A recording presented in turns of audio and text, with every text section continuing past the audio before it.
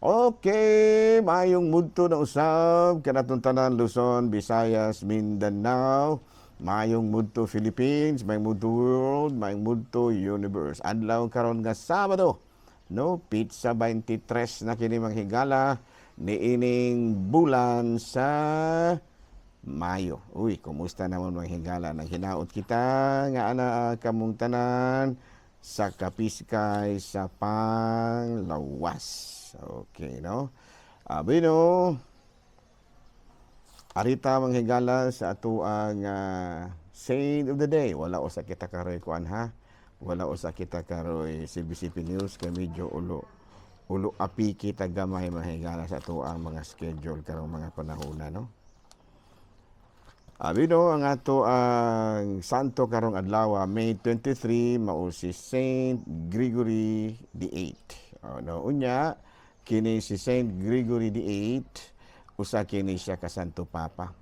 Unya, kanang gitawag nato og fierce defender of the liberty of the church against the state interference, no, sa ato pa kanang gipanalipdan gyud ni Pope Gregory VIII ang katungod sa simbahan sa iyahang mga kalihukan, no, kay doon na gipanahon manghigala nga ang gobyerno maoy magpili og kinsay mahimo nga obispo sa usa ka lugar, no, muna panahon na muna nga ga-adjust jud pag-ayo ang simbahan adto, no, kay ura og kan kay closely connected gyud ang simbahan sa kining gobyerno panahon ni Haring Constantino, no, pero nagkadugay na develop pod ang separation between the church and the state, no, muna nga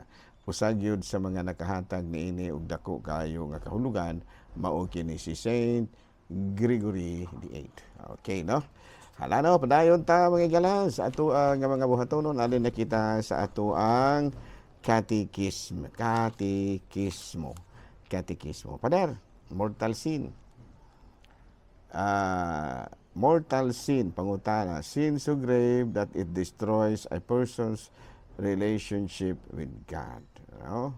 Sa ato pa sa Juan, Kapitulo 5, versikulo 16 sa 17, what is a mortal sin? No, manipangutana din, what is a mortal sin? Mortal sin is a sin so grave that it destroys a person's relationship with God. No? Unya ato kanang mabasa sa 1 John 5 number 16 verses 16 to 17, no? Adunay sala nga musangpot sa kamatayon ug dili na kinahanglan nga magampo pa kamo alang niini. Sus Ginoo, no?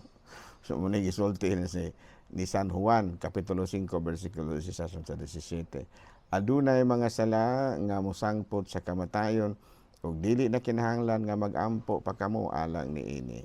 Ano? So sa to pa seryoso gyud seryoso gyud nga mga sala. Nya usa sa mga gitawag nga tong seryoso nga sala mao gyud kining occultism, no? Sa mga occultism, belief and practices related to supernatural, paranormal, or magical, including magic, astrology, and other exoteric practices. Fanaticism, spiritualizing. Sa Leviticus, Kapitulo 19, verso 31, ayaw kamudangop sa mga tigkonsulta sa mga espiritu o sa mga barangan. Kung buhaton ninyo kini mahimulag kamo, ako mao ang Ginoo nga imong Dios. So sa ato pa kinahanglan gyud, no, nga dili gyud ta magpadala niini mga tentasyon, no, dili gyud nato kana bitaw gitawag natong ibaylo ang atong pagtuo sa bisan unsang mga selfish motive. Kay kanang kalagmitan mahigala ni occultism, no, para nako labas ako correct if I'm wrong, duna gyud na siya ay kalambigitan sa selfishness. Kana bang gusto ba nga ang pagdayeg sa Dios mapaingon nila? Gani doon nagmuingon mo higala nga sila Dios.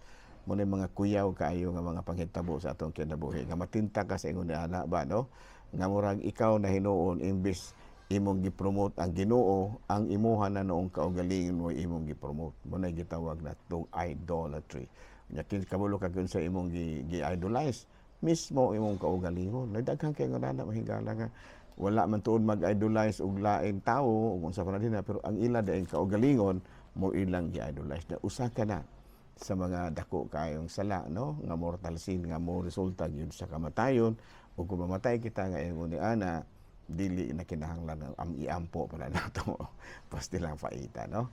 So mananaw dito lang sa takuto mga higala ha so sa man nga kaapiki magyud in taong kay sa ato ang kinabuhi ani kay gasunod-sunod mga higala ang ako ang pagpakumpisal gani no bag-ohay pa lang igo lang kung nadalikyat kadali tungod lagi sa kahigpit kaayo sa ato ang paggahin og panahon alang sa pagpakumpisal. Anyway, daghang salamat ug maayong mudto Pilipinas.